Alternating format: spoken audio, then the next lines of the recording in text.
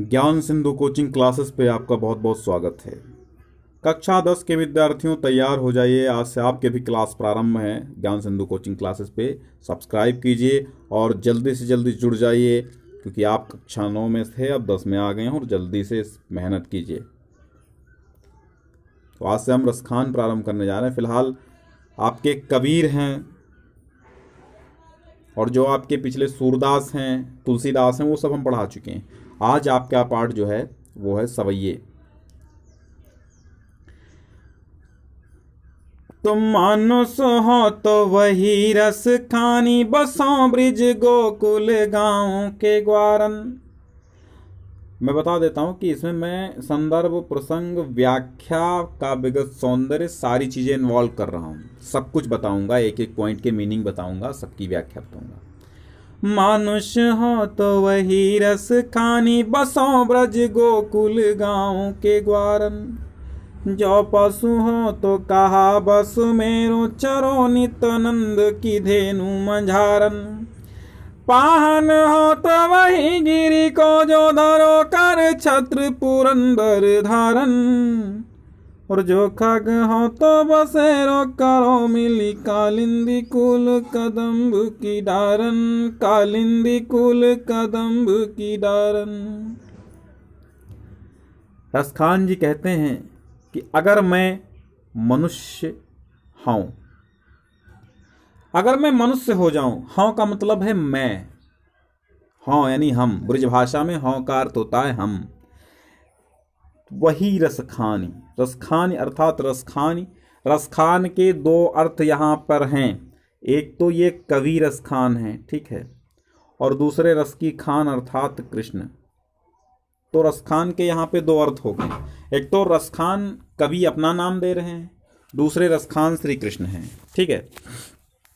तो रसखान कहते हैं कि अगर मैं मनुष्य हो जाऊं, मनुष्य हो तो वही रसखानी। अगर मैं मनुष्य हो जाऊं तो वही मनुष्य, वहां पर मैं जन्म लूं, बसूं और बसूं जाकर के ब्रज गोकुल गांव के ग्वालाओं में मैं बसूं। वह ईश्वर से प्रार्थना करते हुए श्री कृष्ण भगवान से कहते हैं कि हे श्री कृष्ण, अगर मैं मनुष्य हो जाऊं तो मैं ब्रज और गोकुल के गांव में ग्वालों का जन्म लेकर के वहीं निवास करूं। मैं अगर मनुष्य हो जाऊं तो मेरा जन्म ब्रज और गोकुल में ग्वालों के रूप में हो और वहीं निवास करूं। और जो पशु हों तो कहा बस मेरो। अगर मैं पशु हो जाऊंगा, यदि मैं पशु योनि में जन्म लेता हूं, अगर मैं जानवर हो जाता हूं, मैं पशु हो जाता हूं, तो कहा बस मेरो, तो मेरा बस नहीं रहेगा। परंतु मेरी इच्छा यही है, दृढ़ इच्छा यही है कि चरऊं नित्यानंद की धेनु मंझारन। मंझारन का मतलब समझ गए? मंझारन माने मध्य में, बीच में, उन्हीं के बीच में चरूं। किनके? नित्य प्रति नंद बाबा की गायों के बीच में मैं चरूं, चरऊं नित्य नंद की। वो कहते हैं अगर मनुष्य हो जाऊं तो मैं ग्वाल बालाओं के रूप में जन्म लेकर के ब्रज और गोकुल के गांवों में निवास करूं। और हे प्रभु, अगर हम पशु हो जाएं, जानवर हो जाएं, तो मेरा बस नहीं रहेगा। फिर भी मेरी यही प्रगाढ़ इच्छा है कि मैं नित्य नंद बाबा की धेनुओं के मध्य में, गायों के मध्य में चरूं। और पाहन हो तो वही गिरी को, गिरी का अर्थ है पर्वत, पाहन का अर्थ है पत्थर, यानी पाहन मीन्स पत्थर, पाहन माने पत्थर, गिरी माने पर्वत। तो पाहन हो, अगर मैं पाहन हो जाऊं, पहाड़ पर्वत, वो सॉरी, अगर मैं पाहन यानी पत्थर हो जाऊं तो वही गिरी को, वही माने उसी, गिरी माने पर्वत, उसी पर्वत का मैं पत्थर बनूं जो धर्यो कर छत्र पुरंदर धारन। जो इंद्र का पुरंदर धारण अर्थात इंद्र का घमंड तोड़ने के लिए और ब्रज को जल प्रलय से बचाने के लिए, जलमग्न होने से बचाने के लिए, बाढ़ आने से बचाने के लिए जिस जिस जिस पर्वत को, गोवर्धन पर्वत को उंगलियों पे टांगा था भगवान श्री कृष्ण ने, मेरी इच्छा है कि अगर मैं पत्थर में जन्म लूं तो मैं वहीं पर जन्म लूं, अर्थात उसी गोवर्धन पर्वत का पत्थर बनूं जिसको भगवान श्री कृष्ण ने अपनी उंगली पर धारण किया था इंद्र का गर्व नष्ट करने के लिए। और जो खगुहाओं तो बसेरो करो मिली कालिंदी कुल कदम्ब की डारन। जो खग हों यानी जो पक्षी हों, यानी जो पक्षी हों तो बसेरो अर्थात निवास करें। अगर हम पक्षी हो जाएं तो मेरी इच्छा है कि हम निवास करें मिलकर के कालिंदी कूल। कालिंदी का मतलब जानते हो, कालिंदी माने यमुना, और कालिंदी के कूल अर्थात यमुना के कूल माने तट पर, किनारे पर कदम्ब की डालों पर निवास करूं, मेरी ये प्रबल इच्छा है। तो अब हम बता देते हैं, देखिए आपको काव्यगत सौंदर्य हेडिंग डालनी है, काव्यगत सौंदर्य, ठीक। संदर्भ प्रसंग कैसे लिखेंगे, काव्यगत सौंदर्य, संदर्भ प्रसंग पहले तो संदर्भ लिखेंगे, फिर प्रसंग लिखेंगे, फिर व्याख्या कर देंगे, फिर काव्यगत सौंदर्य लिख देंगे। तो सबसे पहले संदर्भ बताते हैं कि प्रस्तुत पद्यांश या प्रस्तुत सवैये कृष्ण के अनन्य भक्त रसखान द्वारा रचित सवैये नामक शीर्षक से अवतरित हैं। हमारी पाठ्य पुस्तक के सवैये नामक शीर्षक से अवतरित हैं, ऐसे लिख देंगे। प्रसंग लिखेंगे कि प्रस्तुत सवैये में या प्रस्तुत पद्यांश में रसखान ने प्रभु से ये प्रार्थना की है कि मैं मृत्यु के पश्चात अगला जन्म लूं, तो मेरी इच्छा है कि मैं जहां पर कृष्ण विचरण करते हैं उसी स्थान के विभिन्न योनियों में जन्म लूं। यानी यहां पर ऐसे भी प्रसंग लिख सकते हैं। प्रसंग ये लिखेंगे कि प्रस्तुत पद्यांश में रसखान ने पुनर्जन्म में कृष्ण के आसपास ही जन्म लेने की इच्छा प्रकट की है। अब आगे देखिए, और ही रस खान रही वही नंद के भौ नहीं, और वाको जियो जुग लाख करोड़, जसोमती को सुख जात कहो नहीं। तेल लगाई लगाई के अंजन भौं बनाई बनाई डिठो नहीं, और डारी हमें निहार निहारत वारत जो चुचकारत छौ नहीं, वारत जो चुचकारत छौ नहीं। एक दो सखियां हैं, एक सखी दूसरे सखी से कहती है। देखिए मैं संदर्भ प्रसंग व्याख्या के बाद, देखो जो काव्यगत सौंदर्य मैं लास्ट में बता दूंगा, ठीक है। अंत में काव्यगत सौंदर्य इतना बढ़िया बताऊं कैसे लिखना है, तुरंत समझ में आ जाएगा आपको। अंत में बताऊंगा, सबका सौंदर्य काव्यगत सौंदर्य एक ही होगा लगभग। तो आज गई होती भोर ही हूं, एक सखी दूसरी सखी से कह रही है, क्या कह रहे कि आज गई होती, होती मतलब गई थी, आज मैं गई थी, ब्रजभाषा है ना। आज गई होती भोर ही हूं, हाँ माने अभी बताया मैं। वो कहती मैं आज प्रारंभ में प्रातः काल में ही सुबह सुबह ही रसखान अर्थात कृष्ण अर्थात रसखान कहते हैं कि एक सखी दूसरी सखी से कहती है, क्या कहती है कि आज गई होती भोर ही हूं। आज प्रातः काल में सुबह सुबह यानी प्रातः काल गई थी, कहाँ गई रही मैं गई थी, वही नंद के भवनय, भवनय माने मकान में, घर में। आज प्रातः काल में नंद बाबा के भवन को गई थी, और वाको जियो जुग लाख करोड़, जसोमती का सुख जात कहो नहीं। वाको जियो, वाको माने उसका जिए, अब उसका कौन जिए, वाको जियो अर्थात उसका जो लाल है भगवान कन्हैया, वो युग लाखों करोड़ों युगों तक जीवित रहे। मुझे तो यशोमती के सुख का वर्णन करते नहीं बनता। यशोमती को सुख जात कहो नहीं, यानी कहा नहीं जा रहा है यशोमती मैया का सुख। तेलू लगाई लगाई के अंजन हो,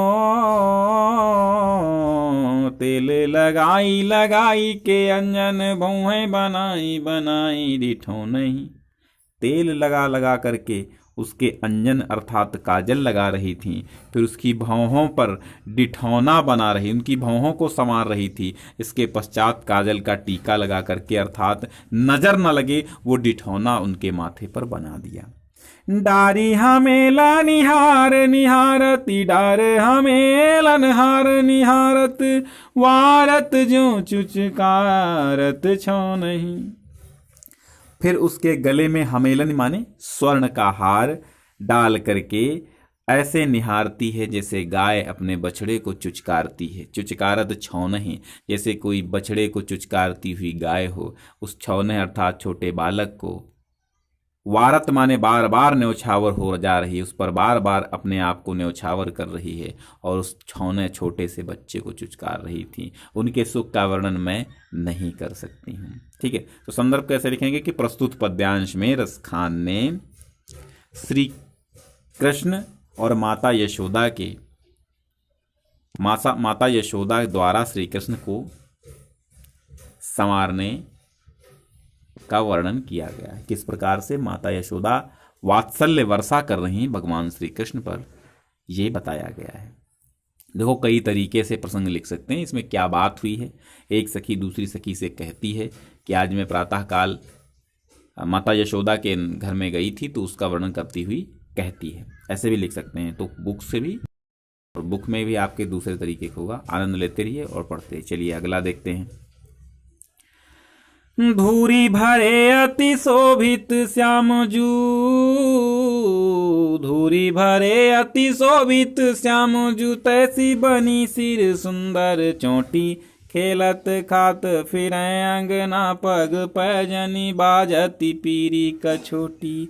वाछा भी को रस खानी बिलोकति, वारति काम कला निज कोटि। काग के भाग जी, काग के भाग जी, काग के भाग बड़े सजनी, हरि हाथ सो ले गयो माखन रोटी, हाथ से ले गयो माखन रोटी। काग के भाग बड़े सजनी, हरि हाथ सो ले गयो माखन रोटी, हाथ से ले गयो माखन रोटी।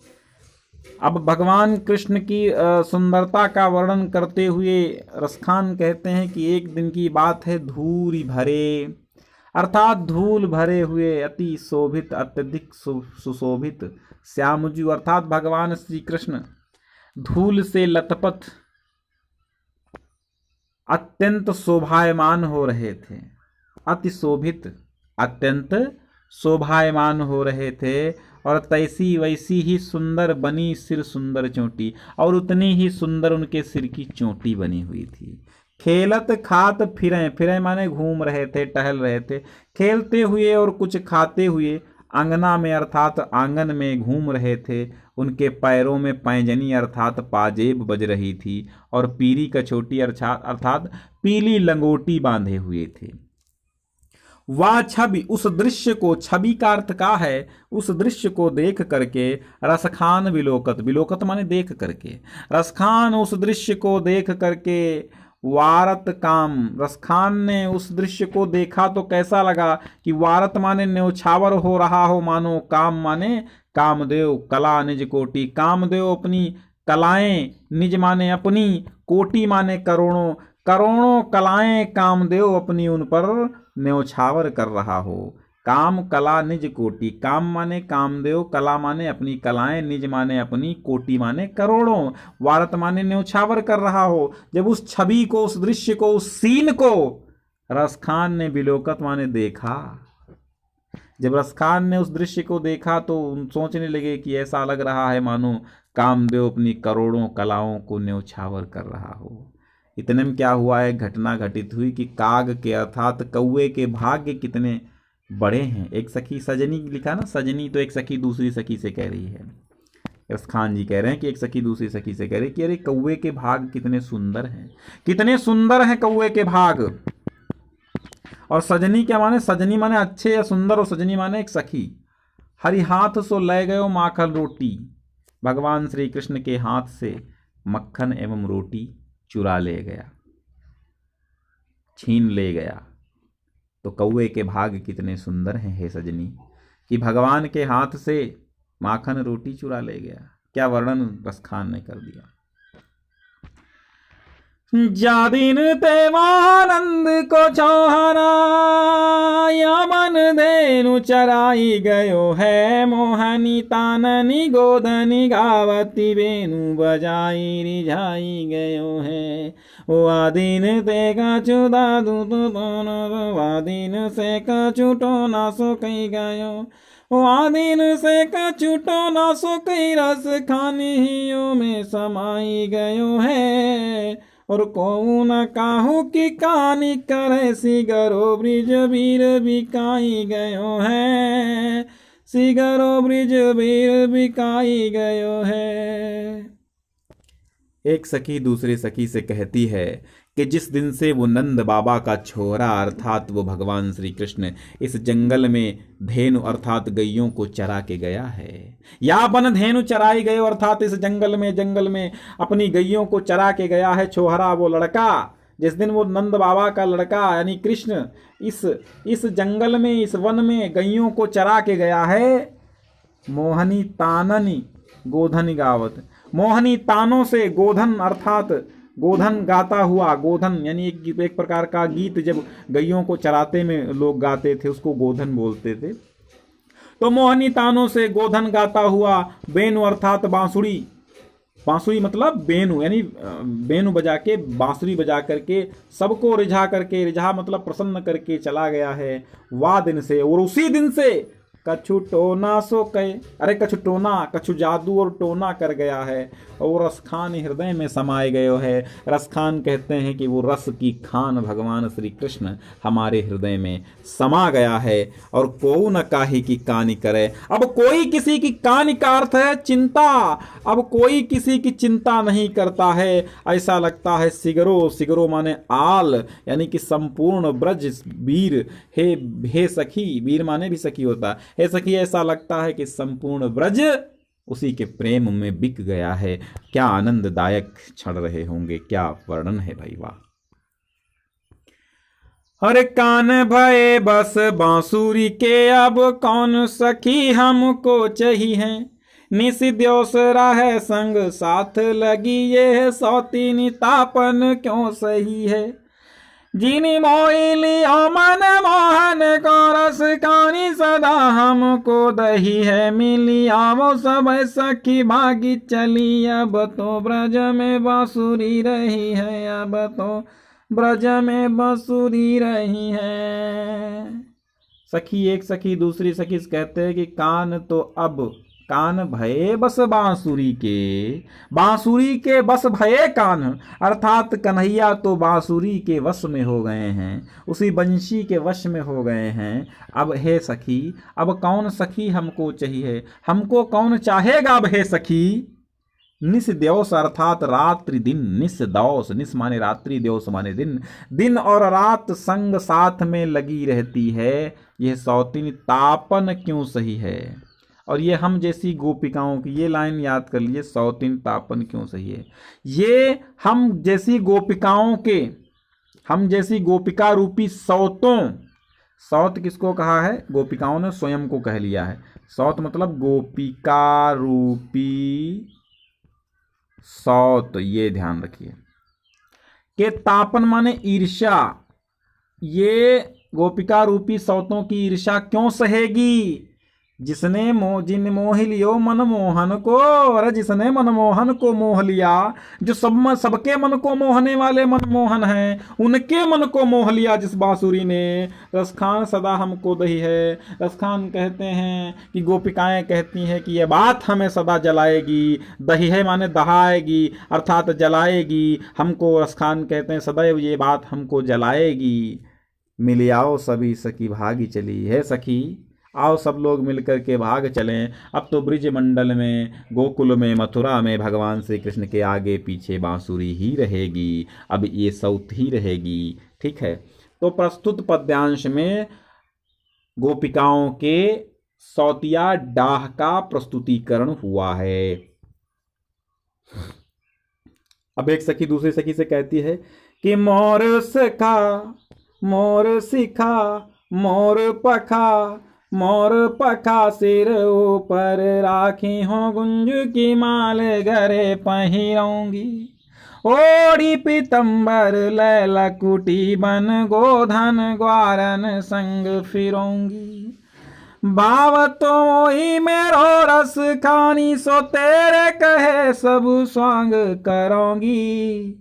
और या मुरली मुरली धर की आधरान धरी आधरान धरोंगी। आधरान धरी आधरान धरोंगी।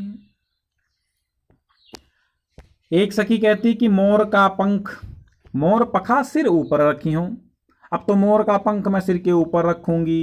गुंज माने वैजयंती की गुंजा की माला गले पहिरऊंगी, अपने गले में धारण करूंगी। ओढ़ पीतम्बर और पीताम्बर ओढ़ करके लकुटी अर्थात लाठी लेकर, लकुटी माने लठिया लेकर के, वन माने जंगल में, गोधन माने गौओं के, ग्वारन माने ग्वालाओं के, संग माने साथ में, फिरऊंगी माने घूमूंगी, टहलूंगी, जाऊंगी। अब मैं भी पीताम्बर ओढ़ करके लाठी लेकर के गोधन और गौ मतलब गौओं के साथ और ग्वाल बालों और गौओं के साथ मैं भी टहलूंगी फिरूंगी, उन्हीं साथ में जाऊंगी। भाव तो वो ही मेरो रस खान, मेरा रस की खान भगवान श्री कृष्ण, मुझे वही भा रहा है। भाव तो माने अच्छा लगता है, भा रहा है। सो तेरे कहे सब स्वांग करूंगी, इसलिए मैं उसके कहने से सारे स्वांग करूंगी। और या मुरली, और ये जो मुरली है मुरलीधर की अर्थात भगवान श्री कृष्ण की जो ये मुरली है, अधरान धरी, अधरान माने होठों पर रखी हुई, अधरा न धरूंगी, मैं अपने होठों पर नहीं रखूंगी। सब करूंगी परंतु ये जो मुरली है भगवान श्री कृष्ण की, ये होठों पर इनके रखी हुई है और ये सौतिया डाह वाली मुरली है, ये सौत के समान, इसलिए मैं इसको होठों पर नहीं रखूंगी। बाकी सारे काम करूंगी लेकिन ये जो मुरली है इन्होंने होठों पर लगा रखी है, मैं इस होठों पर रखी हुई मुरली को अपने होठों पर नहीं रखूंगी। चलिए काव्यगत सौंदर्य इस पद्यांश का बता देते हैं, फिर एक पद्यांश नीचे बचा है, देखिए आप देख लीजिए, एक कवित्व है ये बचा है, तो मैं इसका काव्यगत सौंदर्य बताता हूं। तो पहली हेडिंग डालो रस, छंद, अलंकार, भाषा, ठीक, इतनी हेडिंग पहले डालोगे। तो इसमें रस कौन सा है? श्रृंगार, ठीक है, शांत,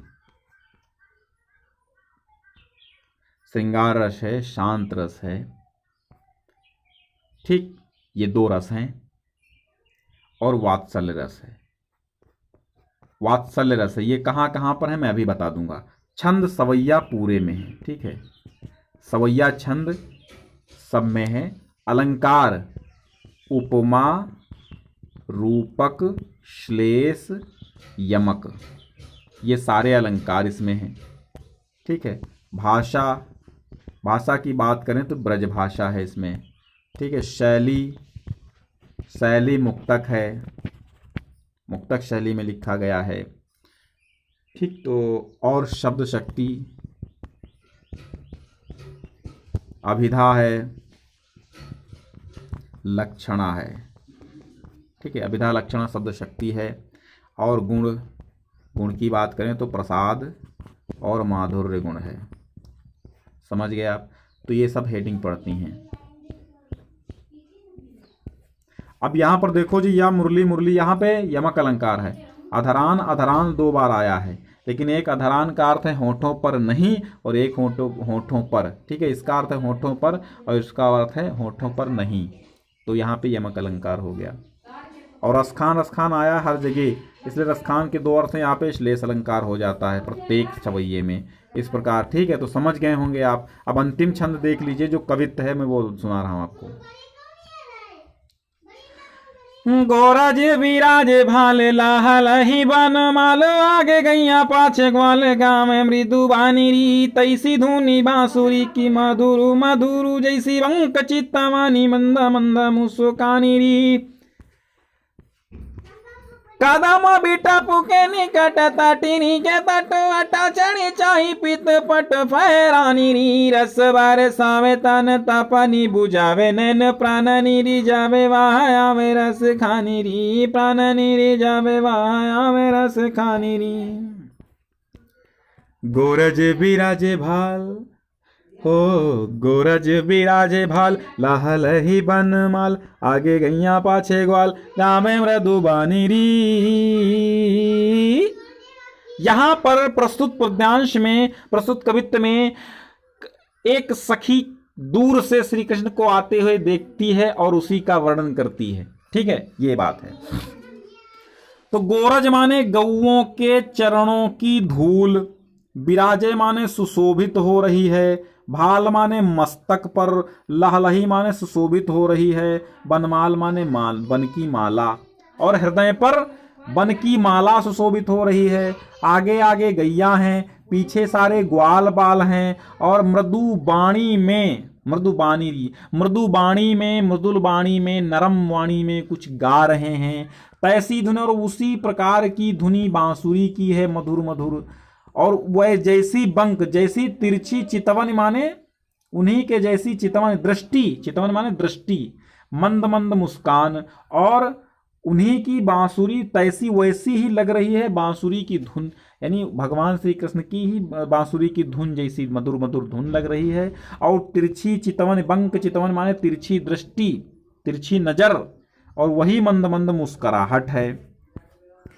कदम बिटप के निकट तटिनी के तट, कदम्ब के बिटप माने पेड़ के निकट, तटिनी माने यमुना के तट पर, अटा माने ऊंचे पर, अटारी पर, चढ़ी माने चढ़कर के, चाहि पीत पट फहरान, चाहि माने देख लो, पीत माने पीला, पट माने वस्त्र, फहरान माने पीले वस्त्र की फहराहन, फहरना, पीले वस्त्र का फहरना देख लो। रस बरसावे, और वो एक रस बरसाता हुआ, तन तपन अर्थात शरीर की जलन को बुझाता हुआ, बुझावे नैन, और नैनों की, तन की और नैनों की तपन को बुझाता हुआ, प्राणन रिझावे, प्राणों को प्रसन्न करता हुआ, वो आवे रस खानी री, मुझे लगता वो भगवान श्री कृष्ण रस की खान ही आ रहे हैं। तो प्रस्तुत इसमें भी श्लेष अलंकार है, यमक अलंकार है, और उपमा अलंकार है। ठीक है, उपमा अलंकार है। चलिए, तो आज का वीडियो आपको कैसा लगा जरूर कमेंट करके बताएं, और मिलते हैं अगले वीडियो के साथ। संस्कृत, आपकी जो संस्कृत आती है अनिवार्य संस्कृत, उसमें से वाराणसी पाठ के साथ पहला पार्ट वीडियोस मिल जाएगा।